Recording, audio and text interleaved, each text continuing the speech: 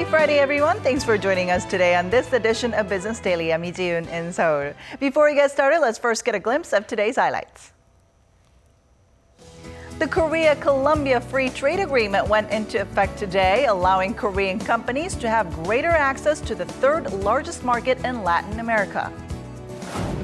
The 11th Asia-Europe meeting, or ASEM summit, kicks off in Mongolia, and President Park Geun-hye, who is also there, speaks of the need for ASEM to be a platform to boost economic cooperation between Asia and Europe.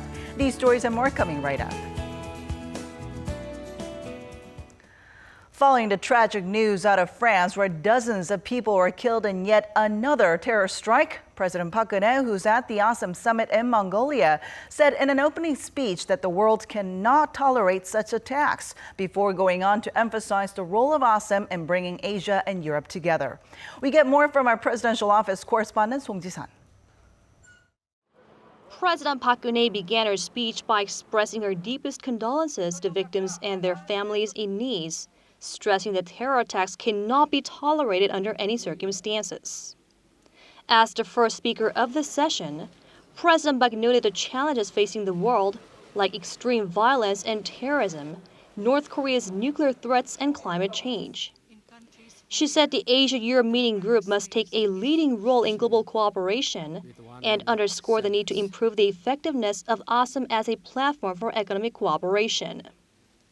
Against the rising trend of trade protectionism, President Park stressed that ASEM must lead open trade to both foster the growth of developing nations and narrow the economic gap between nations. President Park also suggested holding the ASEM economic ministers meeting in Korea next year for concrete discussions on how innovation and creativity can foster growth.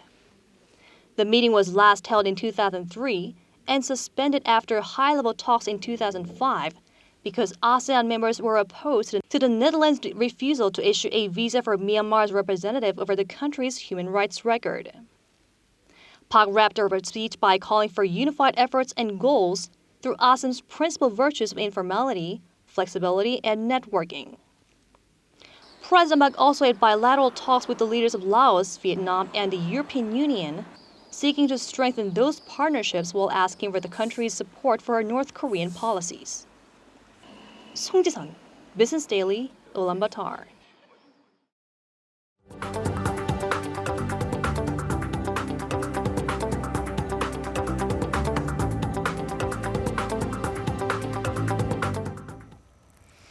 Shares of Korean tech giant Naver's Japan-based messaging company Line jumped nearly 50% in its IPO debut in Tokyo, following a successful launch in New York on Thursday.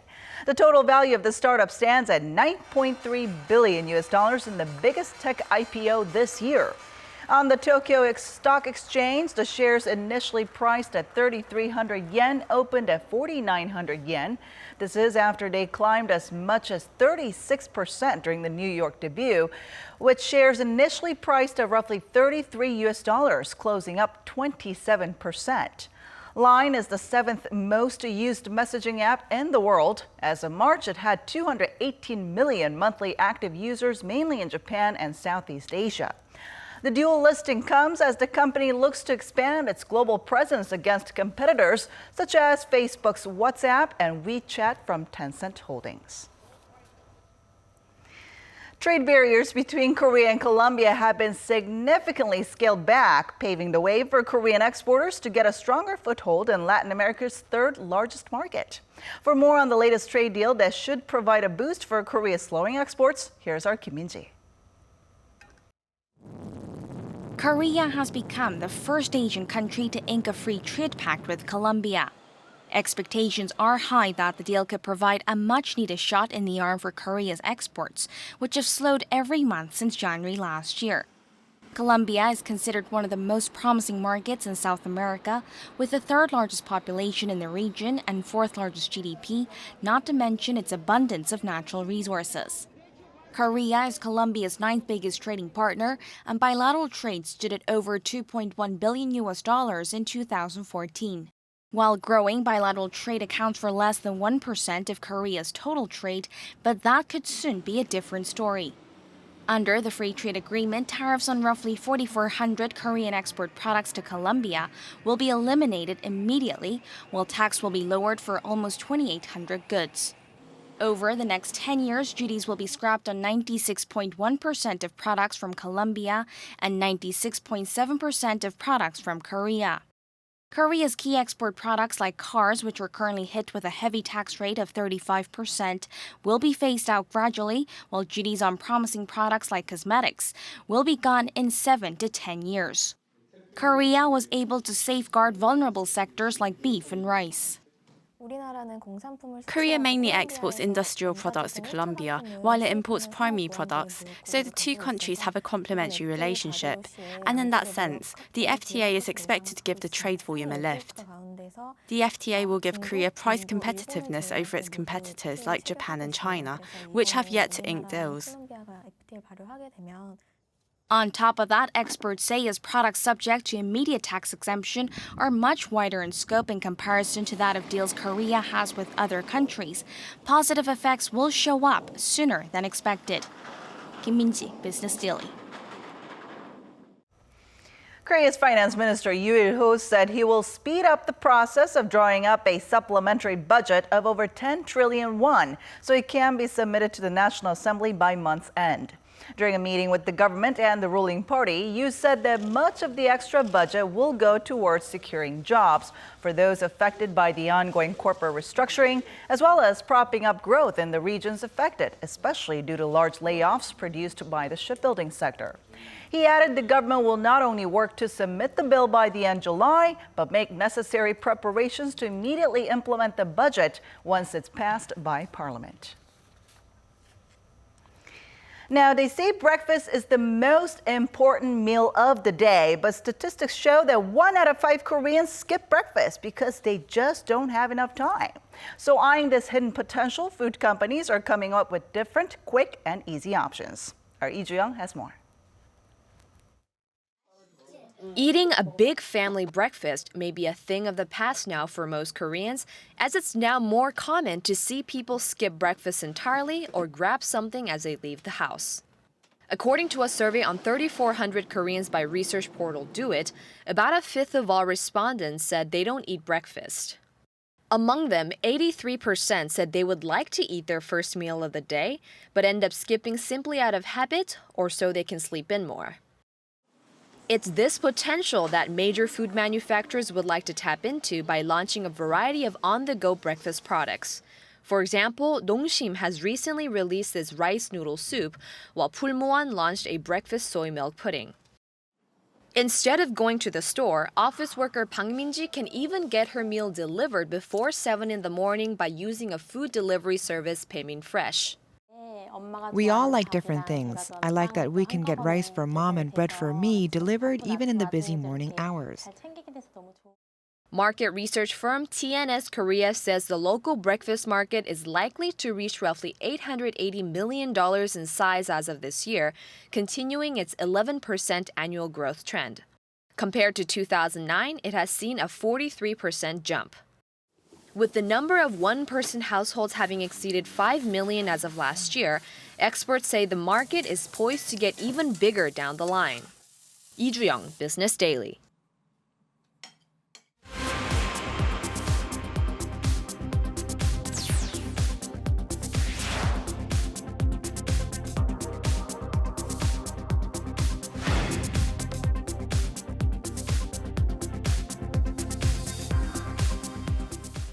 And now we'll continue our coverage of the ASEM Summit and other global stories with our Eunice Kim. Hello, Eunice. Hello. So that timing of the Nice attack came just ahead of the 11th ASEM Summit, right? Right. So it was the 7th terror attack for France in 18 months. And of course, this time it falls on their national day, Bastille Day. And as French President François Hollande extended a state of emergency, a moment of silence was held in Ulaanbaatar. On behalf of the leaders in attendance, European Council President Donald Tusk expressed solidarity against the attack.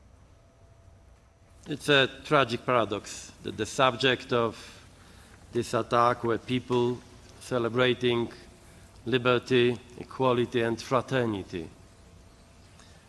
Today, we all, Europe and Asia, stand united with the French people and their government. We condemn this tragedy and keep up our fight against extreme violence and hatred. And this latest violence comes 8 months and 1 day after Islamic State group gunmen and suicide bombers had killed 130 people over in Paris, working together to curb terror, which we're seeing increasingly expanding. Its global reach is set to be among the talking points at ASEM. Together with, of course, the South China Sea disputes, we've yet to hear an official response from ASEAN or the EU on The Hague's decision this week that China had no legal claim to sovereignty over the waters.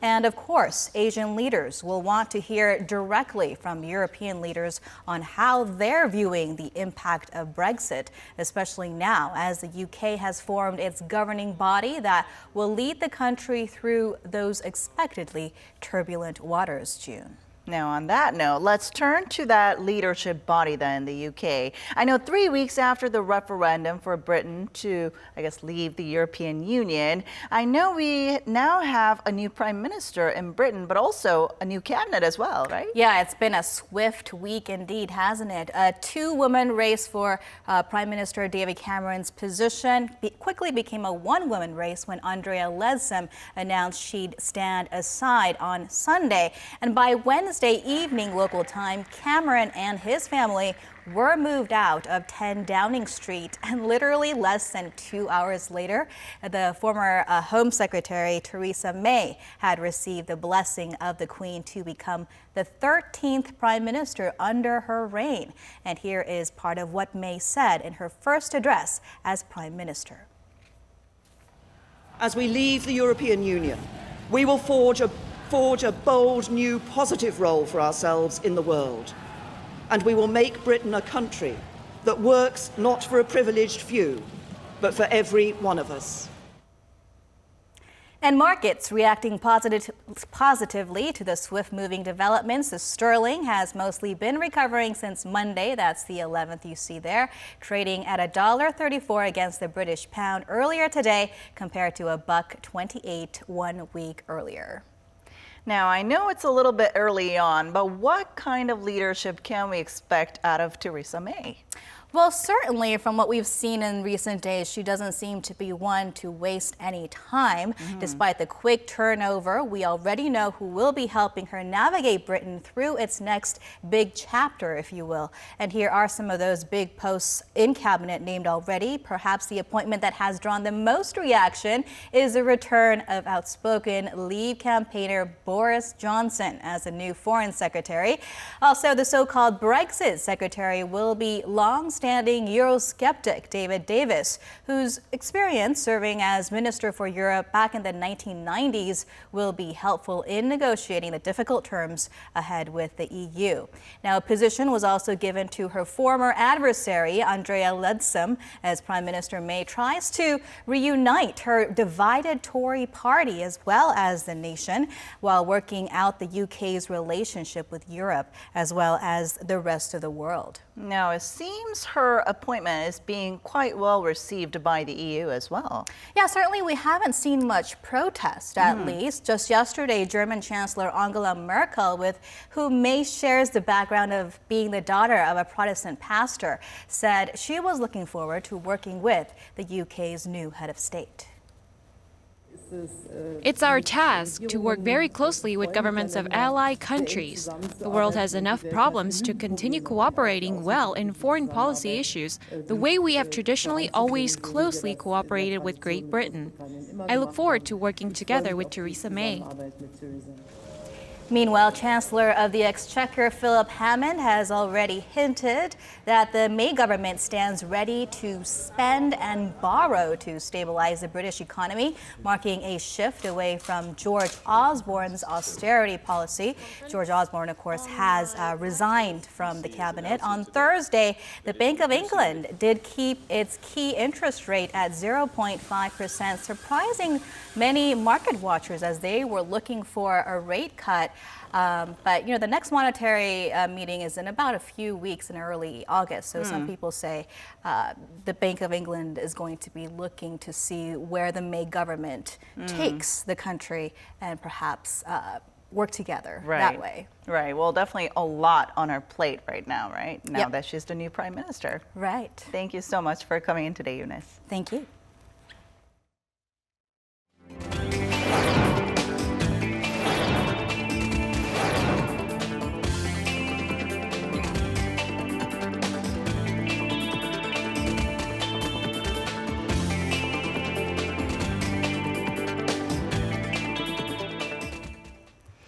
And that wraps it up for today and this week. Thanks so much for watching, and we'll be back next week with more at the same time, same place for your Business Daily. Until then, goodbye.